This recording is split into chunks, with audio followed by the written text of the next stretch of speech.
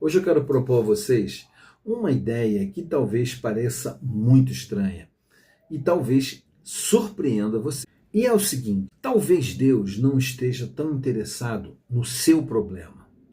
Calma, não vá embora do vídeo. Se você abriu esse vídeo e chegou até aqui, é porque talvez você esteja cansado de vídeos com fórmula que te prometem: faça uma oração assim, faça uma oração assado, vá em tantos cultos, vá em tantas reuniões, que o seu problema vai acabar, o seu problema vai sumir.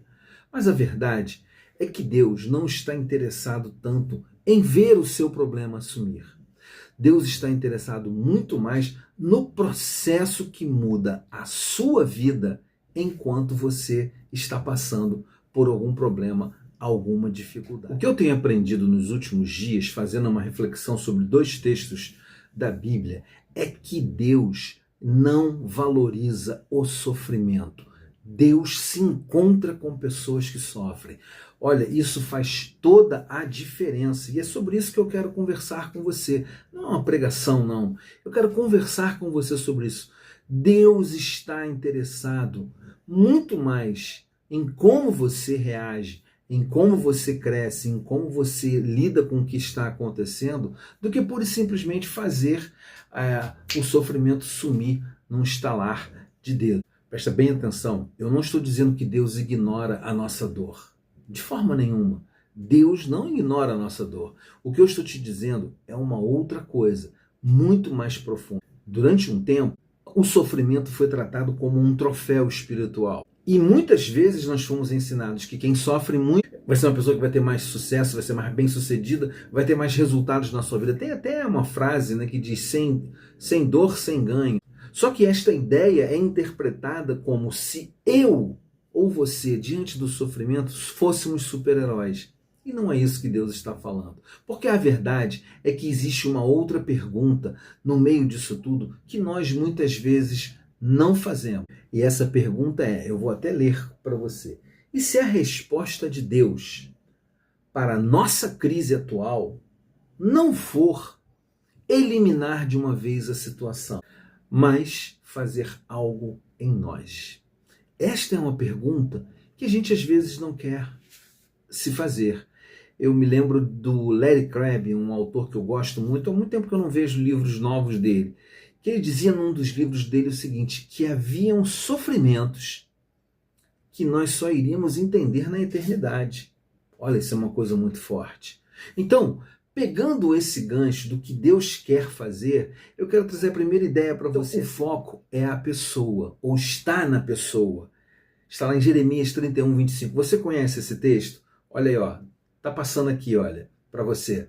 Leia com calma. Eu vou ler para você. Porque porei fim à sede dos exaustos e saciarei a fome dos que choram de tristeza. Repare bem uma coisa nesse texto. Deus não prometeu que ia explodir o exército inimigo que estava cercando o seu povo ali. Não.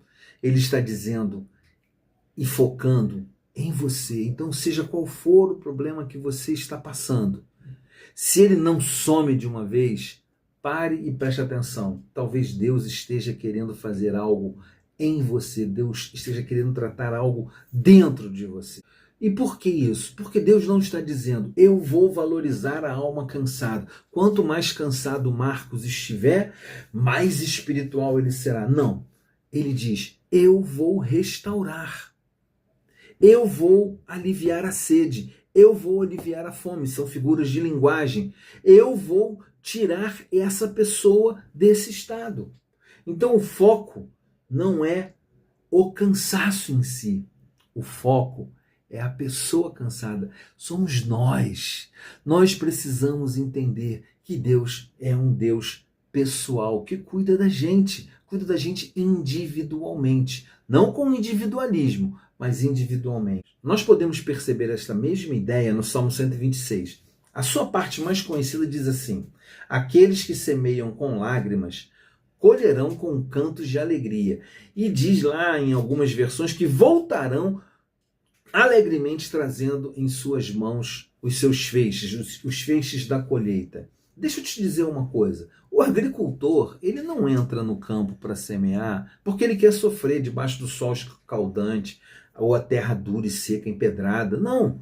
Ele semeia, ele sai para semear porque ele tem esperança. Então o choro aqui não é o foco. A terra seca não é o foco. É a esperança que é o foco. Qual é a esperança que a gente consegue ainda ter quando nós estamos enfrentando problemas, quando nós estamos enfrentando batalhas, quando nós estamos completamente vulneráveis? Uma coisa que a religião moderna tem feito é retirar a vulnerabilidade do discurso cristão. Nós não podemos mais ser vulneráveis, nós não podemos ser como Jó que chorou, nós não podemos ser como Jesus que chorou, nós não podemos ser como os grandes personagens da história bíblica que tiveram seus momentos de angústia e sofrimento. Não, não podemos. Nós temos que ser os super crentes, sempre sorrindo, sempre alegre, sempre tem resposta para tudo. Olha, eu cansei de crente que tem resposta para tudo. É um ser chato pra caramba. Nós não temos resposta para tudo. Às vezes a nossa resposta está em simplesmente sair e semear e permitir que as nossas lutas elas sejam tocadas por Deus. Seja quando você perde alguém, seja quando um diagnóstico negativo chega, seja quando o seu casamento começa a dar ruim, ou até acaba, seja quando um filho para de falar com você, quando a sua alma cansa e você chora. Deus não está preocupado em resolver o problema que te causou o choro. Ele está preocupado em saber, será que ele, mesmo em meio a essa vulnerabilidade, ele ainda tem... Estas são as verdadeiras ideias por trás destes dois textos, Jeremias 31, 25 e o Salmo 126. O Salmo 126, para a gente encerrar, ele não diz que quem chora colherá. Ele diz, quem semeia, mesmo chorando, vai colher. O centro aqui é a semeadura. É continuar semeando, é continuar crendo, é continuar orando, mesmo quando está sem forças. Outro dia, passei por tantas lutas e nós temos o hábito, eu e a Adriana, de a gente orar antes de dormir. E nesse dia ela falou, Marcos, a oração. Eu falei assim, não tenho condições, a minha cabeça está a mil, eu estou explodindo aqui por dentro. Ela falou, mas Marcos, eu parei, respirei e orei o Pai Nosso. Quando eu terminei de orar o Pai Nosso, eu emendei num pedacinho de uma outra frase, e numa outra frase, quando eu vi, eu estava orando. Quem semeia chorando, voltará. Então são ações, são verbos. E essas ações não são ações religiosas. Presta atenção nisso. Não são ações triunfalistas. São ações simples. Semear, chorar, estar atento. E é isso que vai trazer uma mudança para a nossa história. Talvez hoje, você que está me vendo aí, esteja vivendo este momento, um momento de choro, um momento de desespero, um momento de luta e luto. Talvez esteja sendo isso que você está passando. Mas eu quero falar para você o seguinte, não existe imediatismo no reino de Deus. O imediatismo existe no reino dos homens e no reino da religião. E a frase da capa do vídeo diz, e se não mudar? E se não mudar? Será que significa que Deus te esqueceu? Será que significa que Deus me esqueceu? Eu não vou entrar em detalhes, mas hoje eu tive uma prova clara e cabal de que Deus não esquece. A gente pode estar chorando. Deus vai secar as nossas lágrimas, vai saciar a nossa sede, vai nos alimentar para nos fortalecer. É isso que acontece. É esse o processo. Não é imediatismo, não é explosão de todos os inimigos. Tem gente que acredita.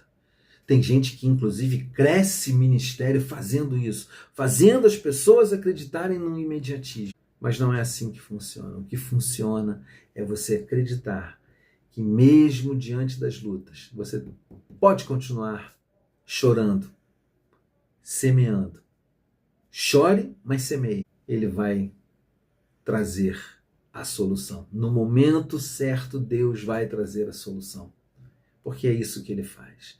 Se esse vídeo fez sentido para você, eu quero te fazer 2 convites. Quais são os convites? Primeiro, coloca aí nos comentários algo que você está passando nesse momento.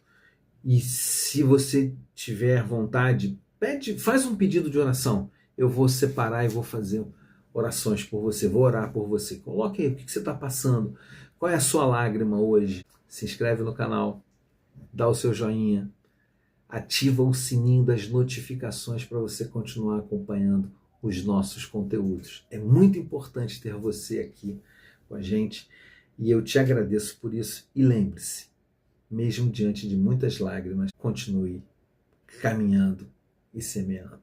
Deus está com você. Forte abraço, até o próximo vídeo.